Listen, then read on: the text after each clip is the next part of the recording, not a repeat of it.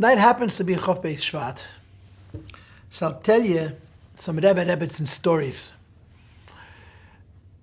The first is quite familiar, quite famous. It's been told many times. Obviously, the person who has given us this story is the Rebbetzin herself. That the Rebbe and the Rebbetzin were still in Paris when the Nazis entered Paris, I guess in June of 1940.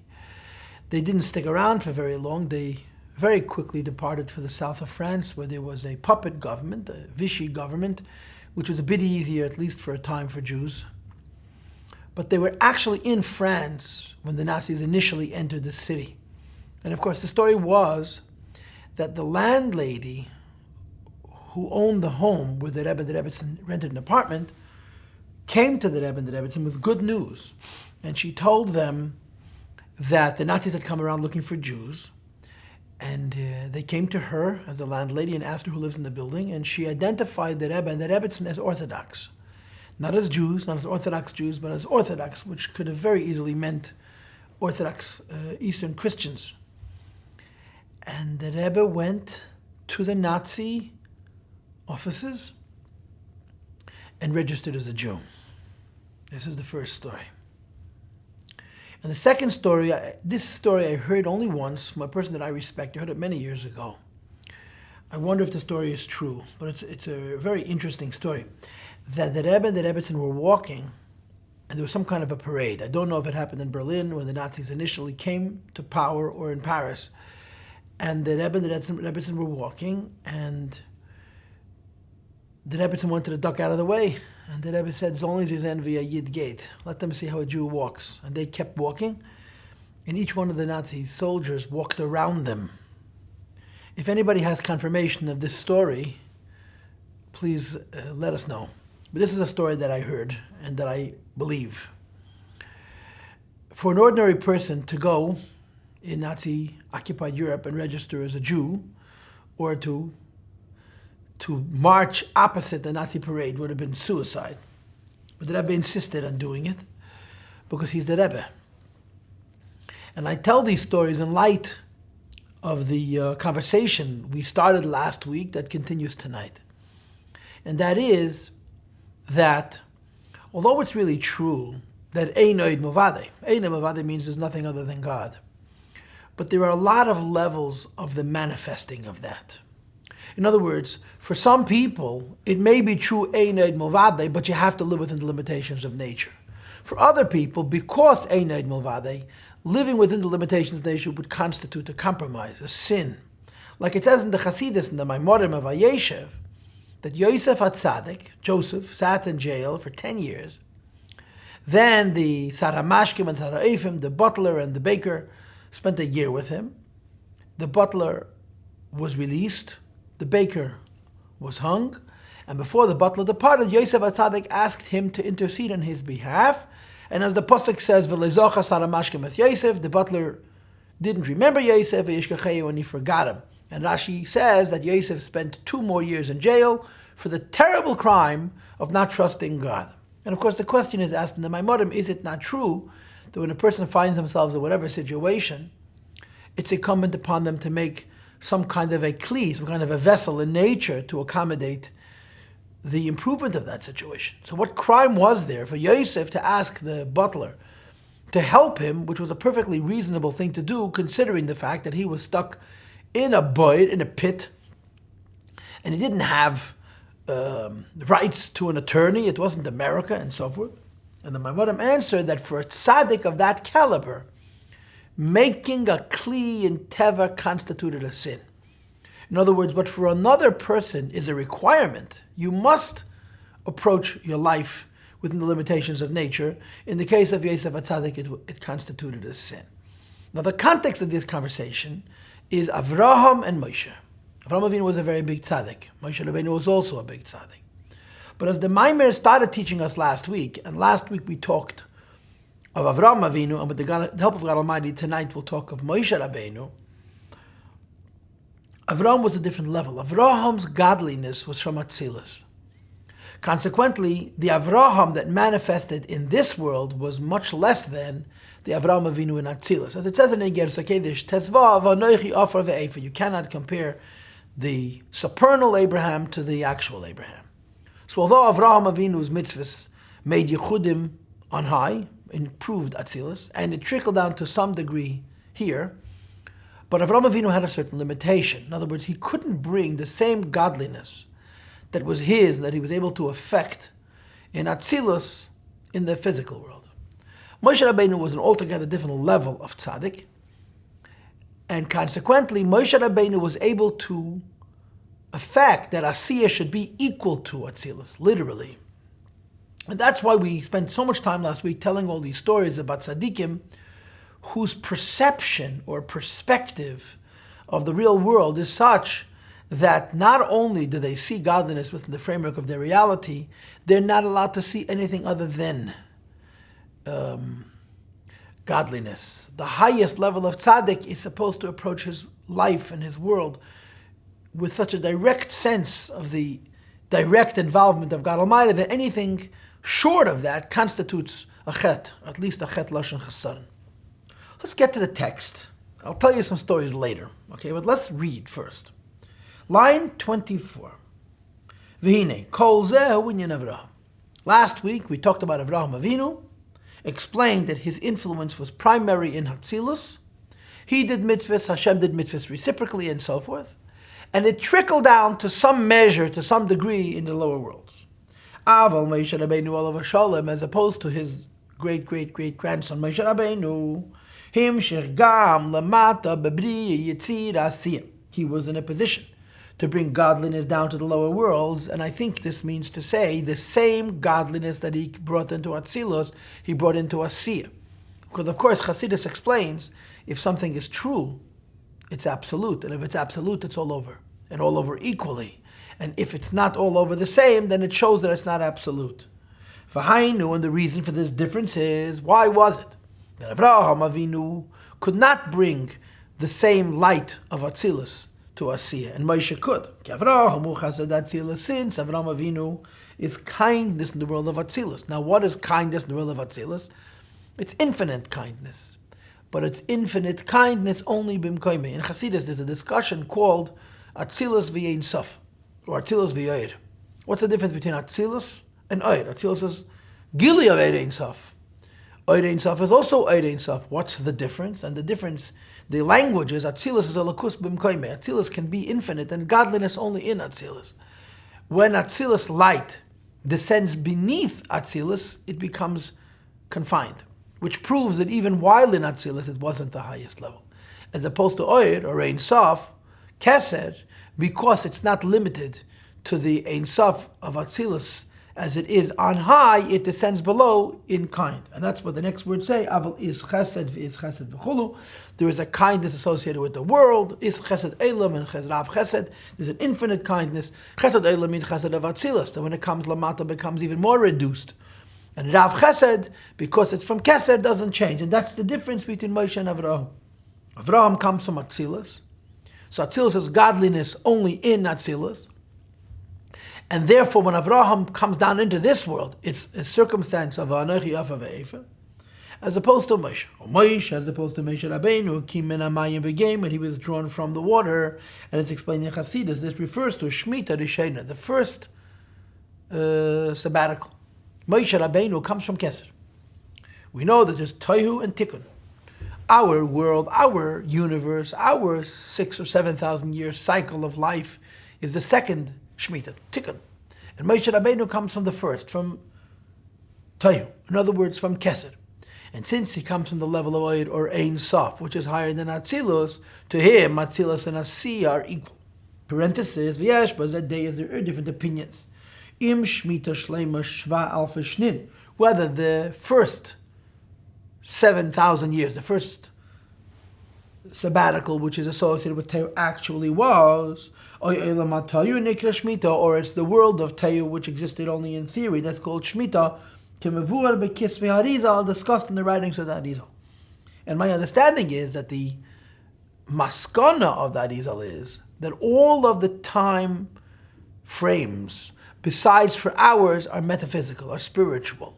The Rebbe has footnotes on this in many places, but I think also in the Rebbe's letter on Tchias HaMesim, he talks about this, that we know that there's Nun Alafim Re'evi, 50,000 Jubilees, and we are the second Shemitah of the first of those 50,000 Yovlis. So Tzemach Tzedek brings the mitzvah Tefillin from the Arizal, that all of the Yovlis except for ours are Ruchnias. In other words, Eilam HaTorah did not exist for 7,000 years, and the idea of Boinei Eilam Umachrivan, which is often cited by more modern Orthodox Jews who want to reconcile biblical creation with the scientific dating of the universe by saying that Boinei Eilam Umachrivan is a reference to earlier epochs or cycles of life, and the Rebbe objects to that by saying that in the Arizal's opinions, all time other than our 6,000 or 7,000 year cycle is metaphysical and not actual. So I'm not sure, but I think that this is this is a first thought which would later be refuted. Moshe Rabbeinu comes from Kesed, and he's brought down from Kesed into Atzilus, and from Atzilus into the lower worlds. I don't know how dedicated you are to these classes on doyeshiva.net, but I recall last year giving the class on Shmois. Misam Pelo Adam. Moshe says, how can I speak? I come from a world of wordlessness, transcendent of Atzilus. And God tells him, I know, but I'll give you words.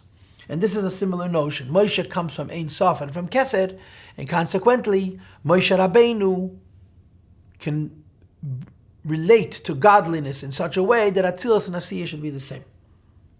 It was Moshe Rabbeinu calls forth the Ein Sof, which is represented by Havaya, the two divine names, Havaya, which come before the 13 attributes of mercy. The Kol Eyal Moshe was Moshe Rabbeinu calling forth Ein Sof. Shokar of him Shech, he has the power to call forward and to bring down Mimazoles from Kesed Lihiyes Abba da Atzilus, to create Chochma of Atzilus from Kesed. She'Abba Yenik Mimazaleches v'chuli, according to Kabbalah, Chochma is sustained by Neitzer. The 8th mazel is Neitzer, and that's the source of Chochma.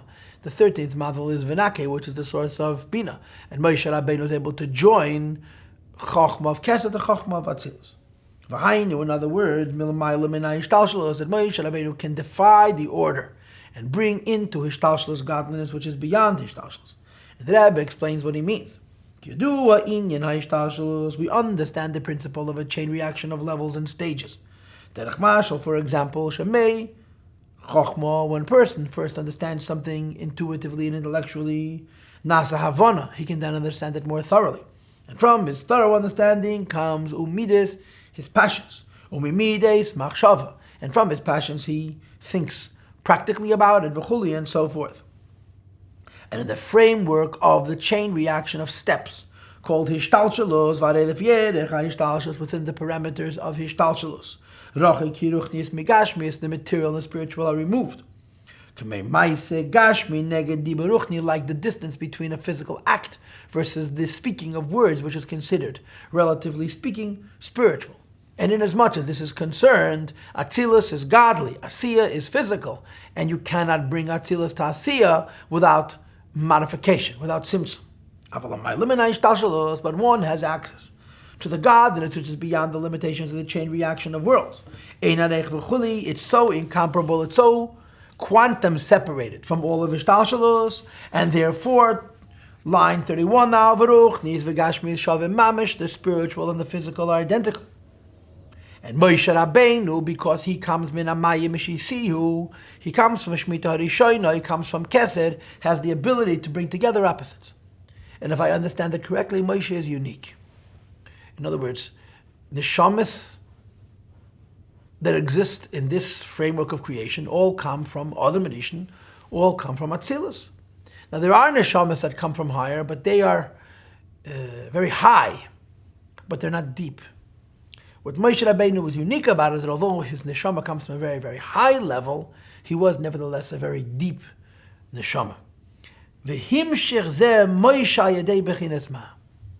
qualification or the strength that Moshe Rabbeinu possesses, that allows him to bring an Ein Sof, which is beyond the limitations of the infinity of Atzilus, and therefore to which Atzilus and Asi are equal, and he can therefore bring down godliness till this world, has to do with the attribute or the idea of ma, bitl.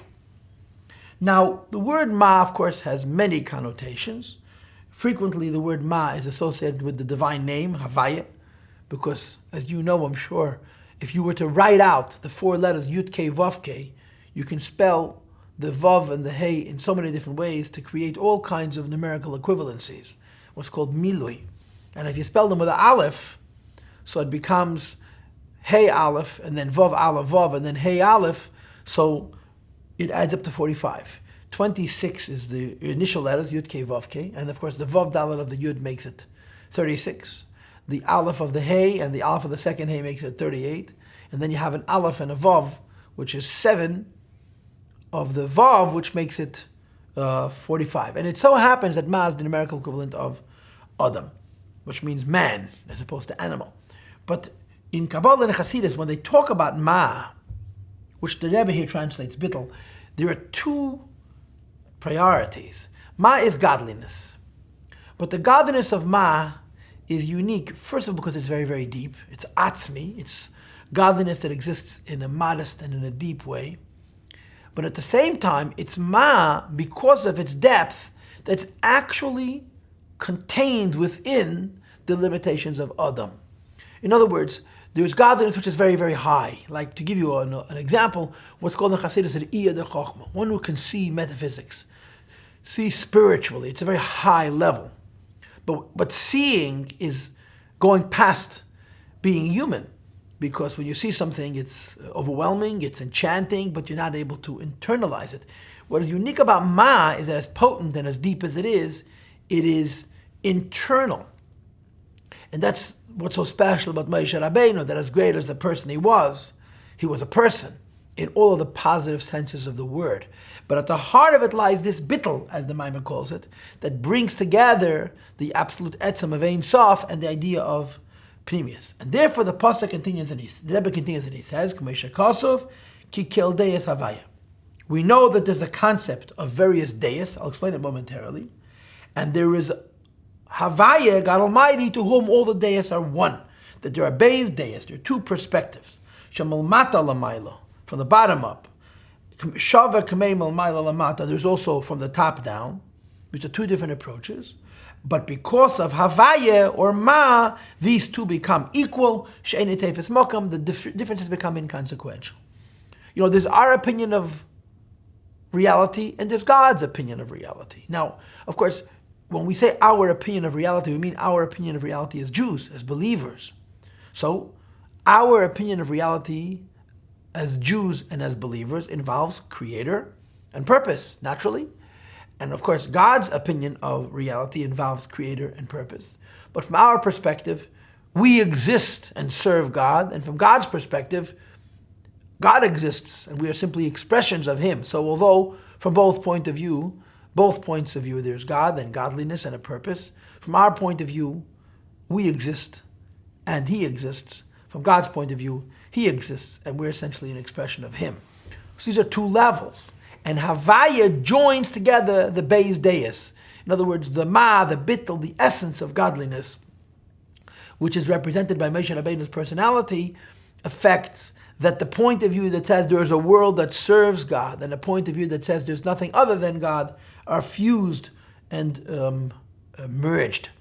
Let me make a comment here, to try perhaps and illustrate what Ma means.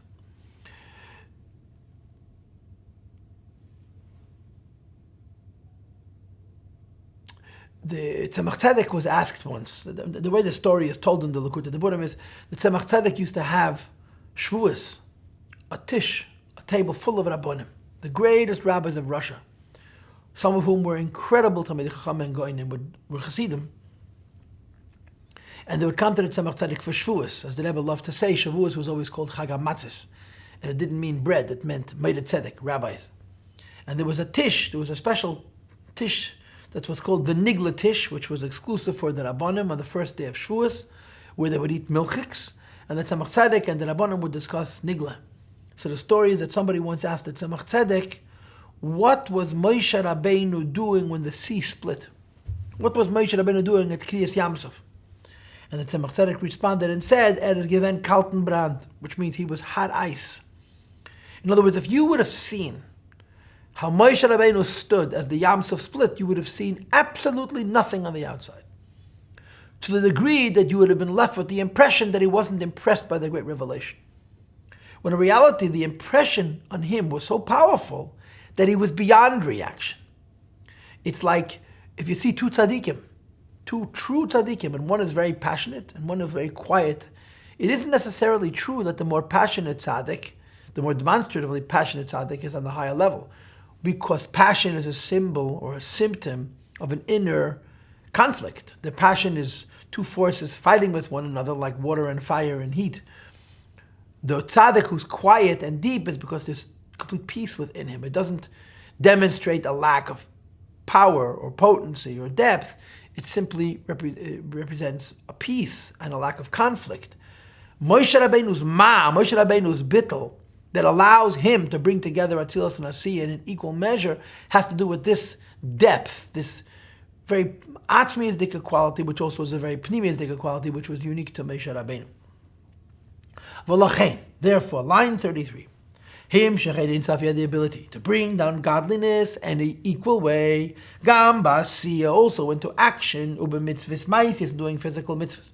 True, the part that was given to the Kohen, the part that was given to the Levi, Moshe Rabbeinu was able to bring the same godliness which exists in Atzilus into these physical things that were vessels for godliness by being used in the performance of a mitzvah. And he brings a philosophical or a mystical allusion to this. Do we know inyan eifim b'teich? In Kabbalah, there's a concept of the malachim called eifanim. Eifanim means wheels. Circular angels. Now, of course, when you have a wheel, it has a top and a bottom. And if you have a oifen b'teicha oifen, a wheel within a wheel, the inner wheel at its lower end is not as low as the outer wheel at its lower end. But alternatively, the inner wheel at its higher end is not as high as the outer wheel at its higher end. In other words, the more encompassing the wheel is, the lower it can descend and the higher it can be. The less encompassing the wheel is, the less it'll lower descend and the higher it will ascend. The higher the wheel, the lower it will descend and the higher it will ascend. The evidence for this is those angels called Eifanim that exist in Asiyah, that those who descend lower have a higher source.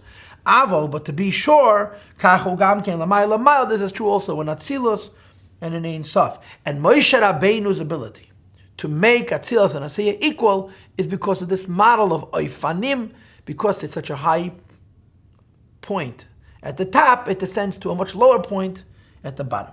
It says that because of this unique bittul that was special to Moshe Rabbeinu, there shouldn't be any chilul.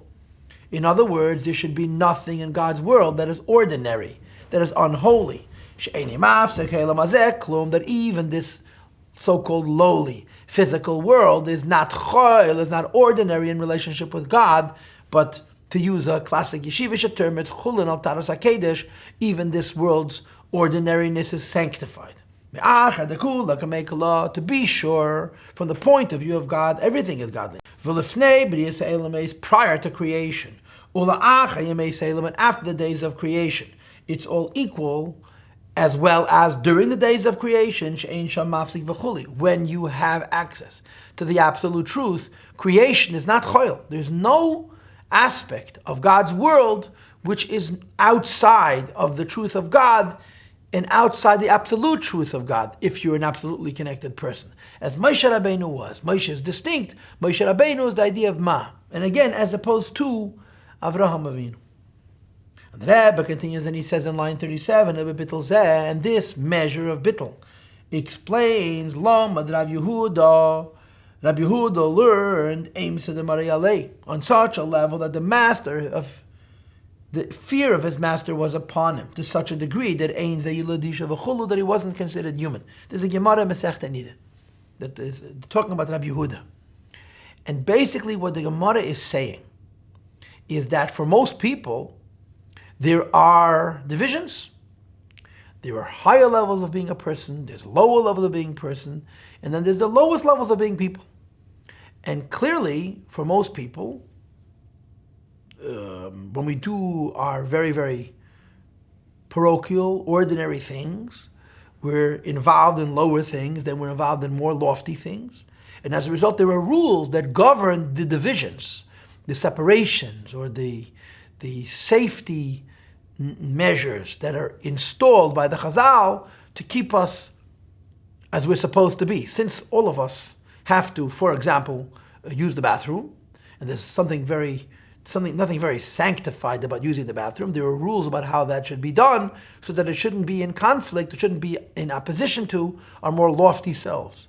But the Gemara says Rabbi Yehuda wasn't human, and his lack of humanness expressed itself not in his holiness, but in the fact that in his world there was no difference between the most lofty and sublime and holy and the most parochial and even lowly of aspects of his being, because for some reason Rabbi Yehuda was tuned into this dimension, which our Maamar is calling Moshe Rabbeinu Ma, which is so above that to it Atzilus and Asiya are equal.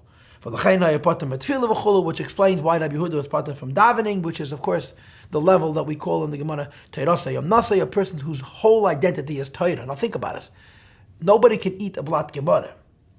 People whose Torah means exactly that. That's all they did was study. Well, how do you make parnasa from learning Torah? And the answer is, if you're Rabbi Shimon ben Yochai, if you're Rabbi ben Shimon, if you're Rabbi Yehuda, the parnasa just comes. Because in the world of these people, Asiya and Atzilus are equal. And therefore, there's no conflict, there's no inconsistency, there's no disparity between their Atzilus lives and their Asiya lives. You know, the Gemara tells us an interesting exchange that's brought, of course, in Chassidus between a Maamar and a certain heretic who made a claim that the human being is divided in two. The upper person is godly and the lower person is the devil.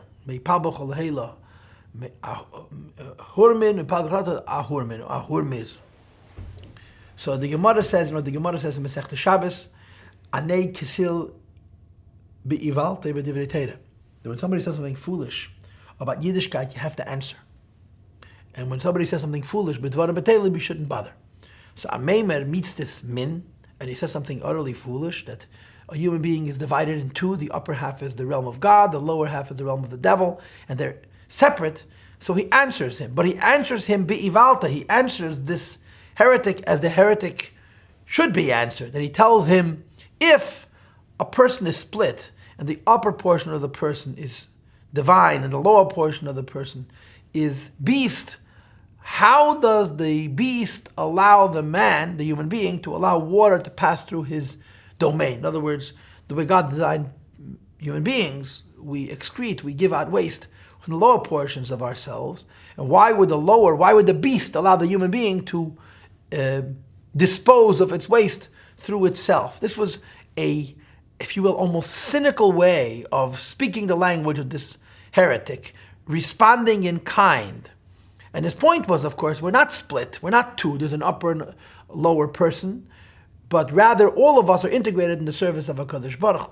But still, even if we believe in Achdus, and we say that there is a higher, that the human being is entirely integrated, and the lower portion of the body that's involved in the more menial aspects of existence, and the loftier, the higher portion of the body that's involved in the more lofty things are integrated, there's still rules, there's still mechitzas, there's still criteria.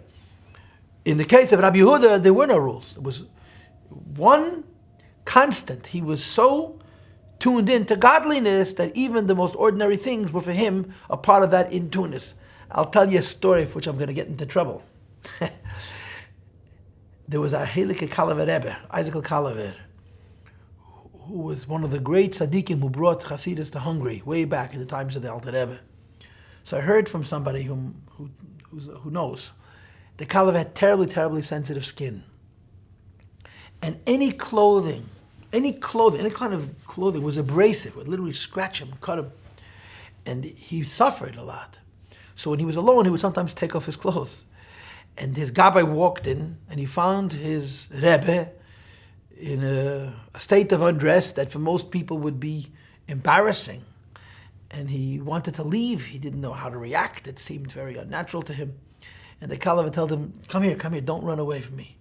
Vizeyechos, how do I look to you? So, what's he supposed to tell his Rebbe? He says, V'yodam erishin farenchet. He says, you look to me like Adam before the original sin. And his Rebbe said, emes. True. In the Gemara we read about Rab Chanina ben Dosa and his Rebbetzin. They were so poor that between them they shared one outfit. Between the two of them, they shared one outfit. So when she had to go to the market, he had to stay home. He had no clothes. And when he had to go to the yeshiva, she had to stay home because she had no clothes. And of course the question becomes, how could a couple live like that? There's no tznius and so forth. And it's brought in Sfarim that they lived in a state of Adam and Chav before the Chet. This is what's being described here. A person for whom not only is it integration between higher and lower, there's simply no high and no low. It's all the same. This was the Madreg of Moshe Rabbeinu. And therefore Moshe Rabbeinu has the ability to bring together, if you will, Atzilus and Asiyah to the degree that they're the same. V'hine, and I'm reading on. Breaking it down more. Aidelim with that Torah, the Torah that Rabbi Yehuda does, or that Moshe Rabbeinu does, bebittelzeh, with this special tool called Mamshech Pnimius, brings down the so-called essence of godliness to be manifest internally by the mitzvahs. And through the performance of mitzvahs, makiv, mulavushim, you bring down this special power in an indirect way, which are bringing godliness down to asiyah in the level of ma, which means how godliness permeates and penetrates, and ban, how godliness embraces. And alternatively, this is the idea of a kehavaya lekech. The name Hashem and the name Elikim also become representative of ma and ban. Havaya is ma. The divine name Havaya goes on ma, and Elikecha goes on ban. Eish Eichel is like a fire. Kemoshel, for example, on Nason Eish Savava Kliyu B'Techa V'Chul, you have a fire, and you put a vessel into the fire, you will see the vessel being surrounded by the fire, and you also see what looks like the fire being inside the vessel, Vidal. And the Nimshal is at this level of Moshe Rabbeinu that makes Asiyah, Atzilus and Asiyah Shove, the Ma aspect of it is penetrating, the Ban aspect of it is encompassing. In short, what we have learned is that Moshe is very different than Avraham. Because Moshe comes from a space where there are no worlds. I mean, there are worlds, but the worlds are not absolutely divided. And therefore, the godliness of the highest world can be all the way down to the lowest world. Now we get back to the Maamar, to the Pasuk. And let me just give you an example as a way of bringing this a little bit closer to us. In the Pasuk in Shir HaShirim describes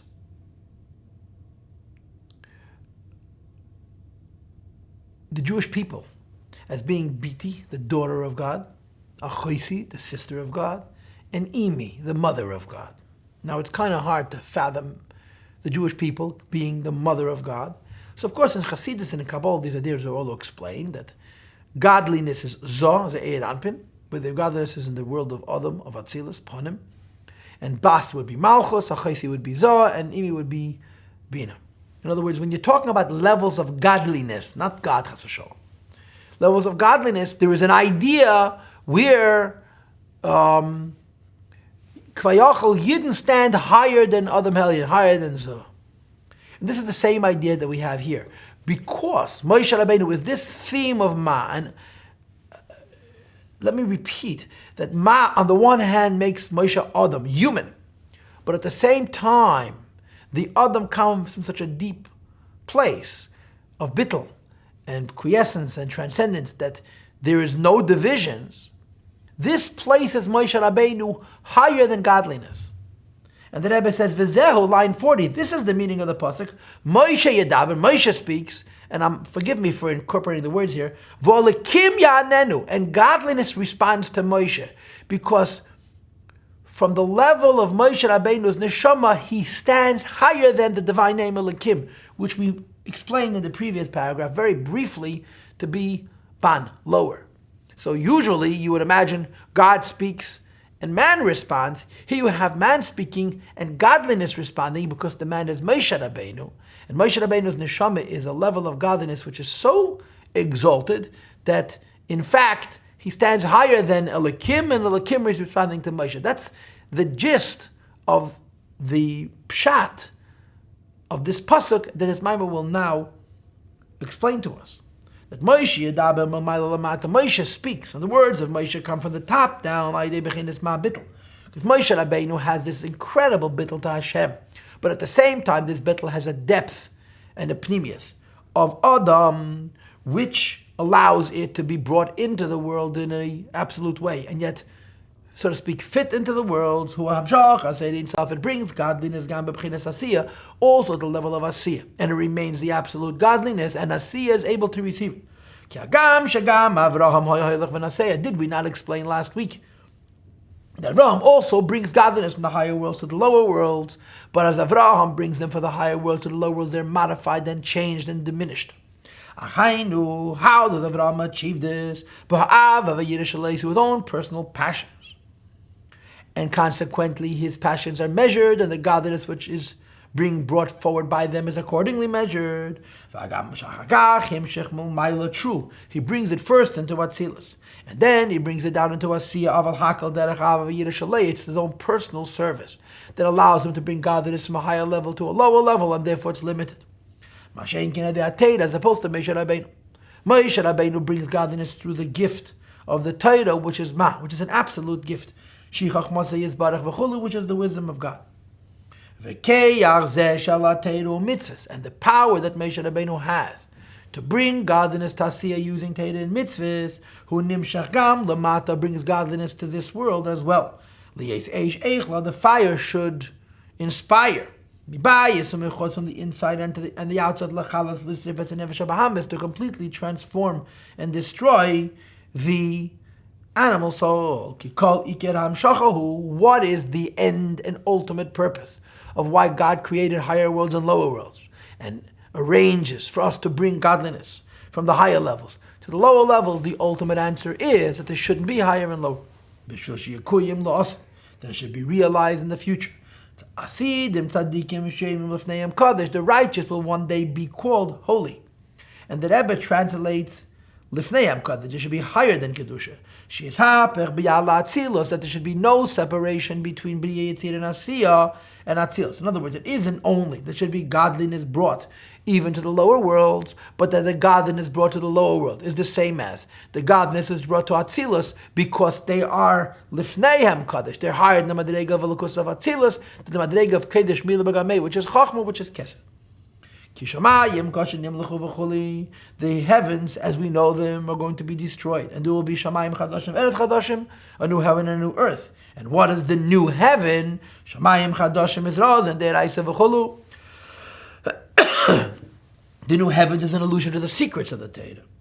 The Hainu, what this means, not Atzilus, but higher than Atzilus, and therefore Shalayi Yepnimisam Akifim the Byakim the Atzilus, that in this, the lowest world, there will be not only a godliness which is perhaps greater than, but measured relative to, these the lower worlds, but in simple words, Atzilus and Asiyah are going to be equal. So Moshe Rabbeinu represents this koyach of bringing godliness from such a high point where the idea of high and low is erased. And accordingly, the Torah says, V'zehu v'alakim yanenu. Elakim Lashon Srar, Elakim goes on Malchus, a lower level, and Moshe speaks, and Elakim responds. Elakim Lashon Srar, Moshe Kosta Betanya Bechinuch Katan. Hainu, what does this mean? In other words, that there's Malchus, the B'riyah Yitzir Nasiyah, Malchus, which of Atzilus, which is prepared for the lower worlds. Sham, in Malchus, who Hamshachas HaTeira, the Teira is brought down also, Zroyim Chesed Denukva V'chulu, and Elakim, which is Malchus, is responding to Moshe Rabbeinu. In other words, the godliness of Atzilus, which comes into the lower worlds now, comes into the lower worlds in such a way that in the lower worlds it's less than Atzilus, while Moshe Rabbeinu brings a godliness to whom there is no difference between the godliness of Atzilus and the lower worlds, and therefore this godliness is responding to Moshe Rabbeinu. And that's the meaning of the word Ya'anenu Lashon Oinuhu, that the godliness of Atzilus is responding to Moshe Rabbeinu. K'may merazal eina achareim ma shehein eimin v'chulu. They're responding after him what Moshe Rabbeinu was saying. V'inyan yanenu, and the idea that the lower worlds are responding to Moshe Rabbeinu means shekshem shemamshech bechinas Moshe, just as the level of Moshe Rabbeinu brings forth bechinas bittul. And because of this bittul, this bechinas v'leises chalalu v'chulu, there's no such thing as ordinary, even asiyah zelakus. To bring down the infinite godliness to whom Atzilus and Asiyah are equal. But Malchus, the Biyah, Malchus, and through it into the lower worlds, Malchus and the lower worlds respond in kind, the Biyah Gamkein, to transform the lower worlds as well, that the lower worlds should be equal to Atzilus. Torah is bringing godliness to Malchus, and the Torah that Moshe Rabbeinu brings forward is such a Torah that affects that the lower worlds become equal to Atzilus. So Moshe Rabbeinu brings on this very lofty koyach, or level, which equalizes Atzilus and Asiyah, and the worlds, or Malchus, or Elikim, respond to Moshe Rabbeinu by making themselves equal to the inspiration that Moshe Rabbeinu gives them. So if you wanted to read the pasuk, you would say Moshe Yedaber. Moshe brings forth a Torah, a atzmos of godliness, to whom Atzilus and Asiyah are equal. V'alakim, and the godliness of the lower worlds, Ya'anenu, respond in kind, that they make themselves aligned with the inspiration that Moshe provides, so that even in the lowest world, you not only have godliness also, but you have godliness in a way that is equal to the godliness that exists even in the highest worlds. And the Rebbe, so to speak, links it to other discussions. Amru, we find that says in Kabbalah, and this is not new, you had these contradictions all over the Tanya, and there's footnotes of the Rebbe on it, that sometimes you say that the lowest level of Torah is only in Atzilus and doesn't come to the lower world, and sometimes you say the lowest level of Torah reaches all the way to Asiyah. And it says like this: Talmud b'Briya, the Gemara is only in the world of Briya. Mishnah b'Yetzirah, Mishnah is in the world of Yetzirah. Mikra and Tanakh is Basiyah.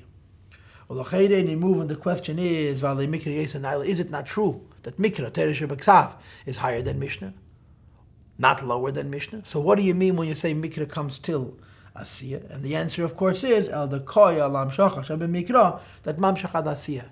When you say that Mikra comes in Asiyah, doesn't mean it comes in Asiyah only, but it comes in Asiyah also. In other words, the godliness of the Chumash, the godliness of the Torah Shebeksav, is such that you see that it is godly even in this world. While the godliness of Mishnah, you see its godliness only in Yetzirah, and down here it's just ideas. And the godliness of Talmud, which is more convoluted, more complicated, is only identified as such in Briya. And of course, because Mikra has a higher source in Atzilus, it's godly also down here. This is the meaning of the Maamar Chazal, HaKadosh Baruch Hu Sheina Kenegdi. Now let's talk this over. There's a Maamar Chazal, Kol HaKoyre V'Sheina HaKadosh Baruch Hu Koyre V'Sheina Kenegdi. Right? What does that mean? A person who reads Mikra or reads Mishnah, HaKadosh Baruch Hu Koyre V'Sheina Kenegdi, reads Mikra and Mishnah opposite them. Now how is this understood in convention? In convention it means, when we learn Torah, if you will, God acts as our chavrusa. He speaks along with us. We speak first and he speaks second. But of course, the presumption is we are down here, tiny little people, and HaKadosh Baruch Hu is up there, godliness, and our small Torah down here is reciprocated by HaKadosh Baruch Hu. Here the Rebbe is going to explain this Maamar Chazal in the spirit of the Pasuk. Moshe Yedaber v'Elikim Ya'anenu. Moshe, Adam Ma, is higher than Elikim. He speaks and Elikim responds. So accordingly, Kol HaKoyre V'Sheina, which goes on the Adam, Moshe Rabbeinu, they read Mikra and Mishnah first, and HaKadosh Baruch Hu Koyre V'Sheina Kenegdi is lower than the Adam, which is Koyre V'Sheina. Let's read it inside. HaKadosh Baruch Hu Nikra Malchus. HaKadosh Baruch Hu in this case goes on Malchus. Gamkein. Shu Baruch V'Nimshach Lamata B'Malchus, because the idea of HaKadosh Baruch Hu is godliness that comes down to Malchus and to the lower worlds. V'Sheina Kenegdi, and it's responding opposite him, Hiyat Torah, which is Adam, Moshe, Zah. So the Koyre V'Sheina is higher than HaKadosh Baruch Hu, and HaKadosh Baruch Hu is responding. Just as we said Moshe Yedaber, and V'Elikim, godliness is responding to Moshe, now it's Adam, Koyre V'Sheina, and HaKadosh Baruch Hu Koyre V'Sheina Kenegdi. which is brought down into him, which is the same idea as godliness responding to Moshe Rabbeinu. In Atzilus, you cannot speak of Hashem responding to Atzilus. Torah already exists there. If any violation, there's no change in godliness, and therefore Torah in Atzilus already exists. Torah comes down from Atzilus. So what does it mean that when a person is Kedev V'Sheina Kadosh Baruch Hu Kedev V'Sheina Kenegdi El Alam Malchus? Shemamshech Ba'at Torah Shaloi Haya Ba'at Torah is higher than Malchus. And when we relearn Torah, we bring down Torah from Atzilus to Malchus, and Malchus responds. You know what it reminds me of, like you have in the Maamorim, on Achilas Adam and Achilas Mizbeach. Karbonis involved a portion that was eaten by the Kohen and a portion that was eaten on the Mizbeach. Now, Kohen is a physical human being. Mizbeach is the mouth of God, so to speak. But it says in Maamar Chassidis that Achilas Adam is Zoh and Achilas Mizbeach is Malchus. The Achila of the Adam is higher than the Achilas Mizbeach. Similarly, the Kedev V'Sheina is higher than the HaKadosh Baruch Hu Kedev V'Sheina Kenegdi. This explains Shenase is Chachus. Something new is initiated that HaKadosh Baruch Hu Sheina Kenegdi V'chul. And of course, what's unique about Moshe Rabbeinu's Moshe Yedaber and all Akim Yanenu, that Moshe brings godliness from such a place where the differences between high and low are erased. Now, one more detail that the Rebbe analyzes in the pasuk. We explained Moshe Yedaber. Moshe is higher than Elokim, and Elokim Yanenu means the godliness of the lower worlds respond to Moshe. But then it says the word Bekoil, with voice. So it says Bekeili Shal Moshe. Moshe Yedaber Elokim Yanenu. The Elokim Yanenu was with the voice of Moshe Rabbeinu. And of course, in Pshutei Shal Mikra, what does this mean? Hashem was Moshe Rabbeinu's amplifier. Hashem speaks, Moshe repeats, and God amplifies. Moshe Rabbeinu was speaking to several million people, and I guess it's kind of difficult to speak to several million people with the best skills as an orator, and Moshe Rabbeinu, as you know, wasn't particularly blessed in that way. So Elokim Yanenu B'Kol, God gave him voice. But it says in Chazal that God gave him his own voice. In other words, God amplified the sound of Moshe's own voice. What's the mysticism of this? That the voice is that of Moshe, not of Elokim. It's according to Chassidus, voice, sound comes from the heart. In other words, passions are the source of words. That according to one's bittul or passion, the quality of one's speech reflects one's passion. In other words, you wouldn't compare the godliness brought down by the Torah of Rabbi Yehuda, who was called before Ein Ze Yiludish, and the Torah of Rashbi, who's Terasayim Nasei, down to our own. The Ragam, Shekulam, Leimdim, Tzrufi, Eisias, Hey Matzman, we're all saying the same words and exhaling the same air. Nevertheless, the difference is not in the sound, the difference is in the passion, in the heart, which is the source of that voice. The qualitative effect of the words spoken changes depending on one's degree of bittul.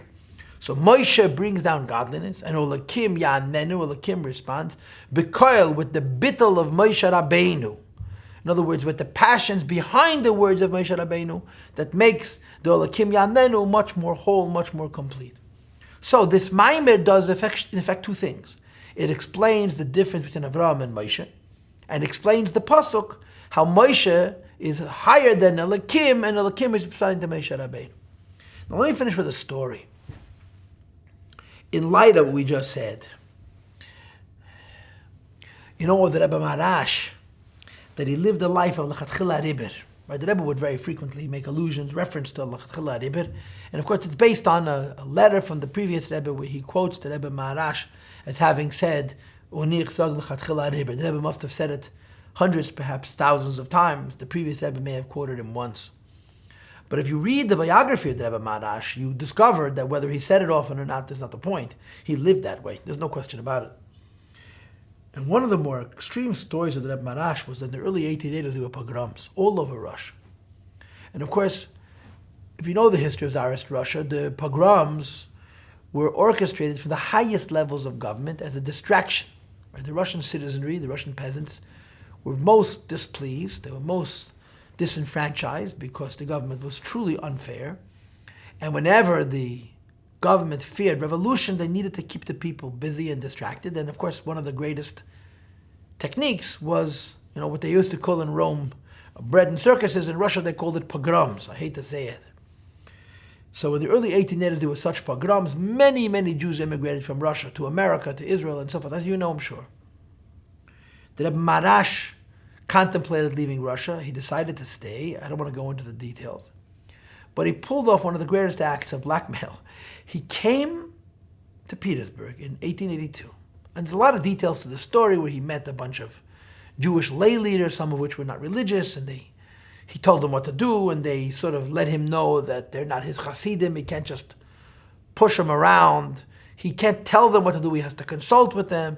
And the Rebbe Marash told them, I'm giving you a chance to do a mitzvah. Take it, or I'll do it myself. Like Mordechai said to Esther, Revach v'atzola yamed laYehudim mimoka machar v'atu beisovich tevedu. You have an opportunity to help your Jewish brethren. But if you're too arrogant and too stuck up and believe yourself above, the solution, the resolution, the salvation will come from someplace else and you'll end up being lost. So he came to the capital. He met the Russian higher-ups and he had a difficult time getting a hold of them, and he put pressure on them about the pogroms, and they diplomatically told them they would see what they could do. And it was very obvious that they were not interested in stopping the pogroms. So that Marash did the coolest thing in the world. He got on a train and traveled to the west. He went to Paris, went to Berlin, and within days, in the greatest Western European newspapers, there were huge, huge exposés, op-eds, opinion pieces, accusing the Russian government of anti-Semitism and violence against the Jews, and there were proposals of sanctions against Russia, which would have cost the government and the economy in Russia severely. The Rebbe Marash got back on a train and went straight back to Petersburg. When he arrived in Petersburg, he didn't wait in line for any appointments. They came looking for him, and they were livid, furious. And he met, I think, the Sarach Chutz, the Secretary of State, who was beside himself with rage. You realize you've undermined the government. For this, you could lose your life. And the Rebbe Marash said, I'm not going to sit by and watch Jewish blood be spilled and do nothing. And he in fact told the Rebbe Marash, you could lose your head for this. And the Rebbe Marash used the expression, wegen sich trachte ich im Ganzen nicht, which means in English, I'm not thinking of myself at all. Now this wegen sich trachte ich im Ganzen nicht can be understood in two ways. One way is he was prepared to lose his life, and he in fact passed away the following Tishrei, and in the now published diary of our Rebbe, it's been discovered that he said that he's going to give his life for the pogroms to stop. But another version of it is, you can't touch me. I'm not afraid. Wegen sich trachte ich im Ganzen nicht means to say, I am above your sphere of influence. You cannot touch me, and I don't fear for my life. And I'll do what I need to do to protect the Jewish people. And in the light of this Maamar, the second pshat works better.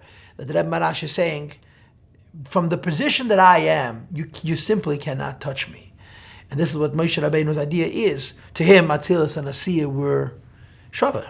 Now, of course, how do you deal with a Maamar like this? We're not Moshe Rabbeinu, we're not Avram Avinu, we're pipsqueaks. And the only useful answer is connection to the tzaddik. You know, you shouldn't think that because you're around the tzaddik, you are the tzaddik. We're not. We're little tiny people. But when you have a connection to a tzaddik, you have those incredible koiches that a tzaddik gives to be more than we would otherwise be because of this connection. And perhaps even more than we would otherwise be in such a way that allows us to bridge the sublime and the ordinary, the spiritual and the material.